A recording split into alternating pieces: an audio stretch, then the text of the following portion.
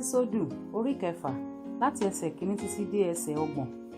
Nígbà náà ni Olúwa wí fún Mósè pé, nígbà yìí ni ìwọ ó rí ohun tí èmi ó ṣe sí Fáráò, nítorí ọwọ́ agbára ni òun ó ṣe jọ̀wọ́ wọn lọ́wọ́ lọ, àti pẹ̀lú ọwọ́ agbára ni òun ó fi tì wọ́n jáde kúrò ní ilẹ̀ rẹ̀. Ọlọ́run sì sọ fún Mósè, ó sì wí fún un pé, èmi ni Jèhófà. Èmi sì farahàn Ábúráhámù, Ísákì àti Jákọ́bù bí Ọlọ́run Olódùmarè, ṣùgbọ́n orúkọ mi Jèhófà ni wọn kò fi mọ̀ mí. Èmi sì ti bá wọn dá májẹ̀mú mi pẹ̀lú láti fún wọn ní ilẹ̀ Kénáánì, ilẹ̀ àtìpó wọn níbi tí wọ́n gbé ṣe àtìpó. Èmi sì ti gbọ́ ìrora àwọn ọmọ Ísírẹ́lì pẹ̀lú tí àwọn ará Íjíbítì mú sìn. Èmi sì ti rántí májẹ̀mú mi. Nítorí náà wí fún àwọn ọmọ Ísírẹ́lì pé, èmi ni Olúwa, èmi ò sì mú yín jáde kúrò lábẹ́ ẹrú àwọn ará Íjíbítì. Èmi ò sì yọ yín kúrò ní oko ẹrú wọn. Èmi ò sì fi àpá nínà àti ìdájọ́ ńlá dá yín nídè.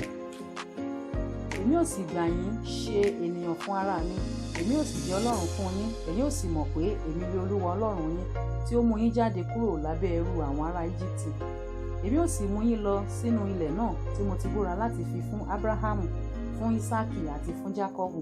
Èmi ò sì fi fún yín ní ìní. Èmi ni Olúwa. Mósè sì sọ bẹ́ẹ̀ fún àwọn ọmọ Ísírẹ́lì, ṣùgbọ́n wọn kò gba ti Mósè gbọ́ fún ìbìnújẹ́ ọkàn àti fún ìsìn líle.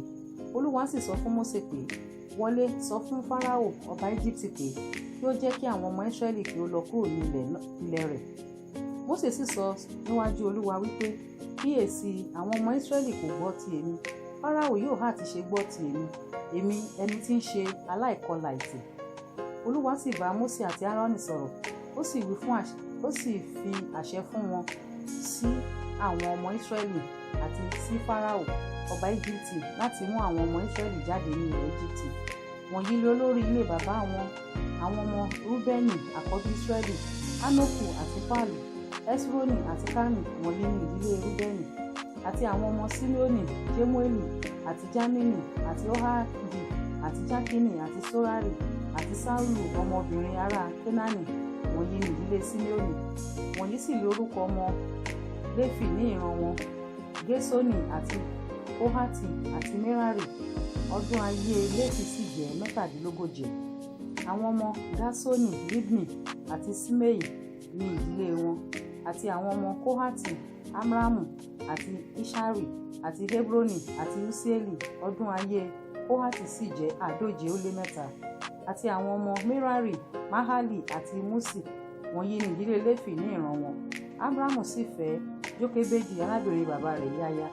Òun ni ó sì bí Áárónì àti Mósè fún un. Ọdún ayé Ámrámù sì jẹ́ 137. Àti àwọn ọmọ Ísárì, Kórà àti Néfégì àti Síkì. Àti àwọn ọmọ Úsíélì, Mísáìlì àti Ésáfánì àti Síkì.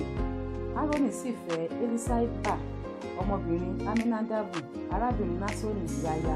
Òun sì bí Nádàbù àti Ábírù, Éléásárì àti Ítámárì fún un.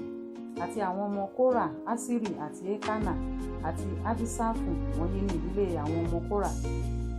Éléásárì ọmọ Áárónì sì fẹ́ ọ̀kan nínú àwọn ọmọbìnrin Bútúélì yáyá. Òun sì bí Fínéhásì fún un. Wọ̀nyí ni olórí àwọn bàbá àwọn ọmọ Léfì ní ìdílé wọn.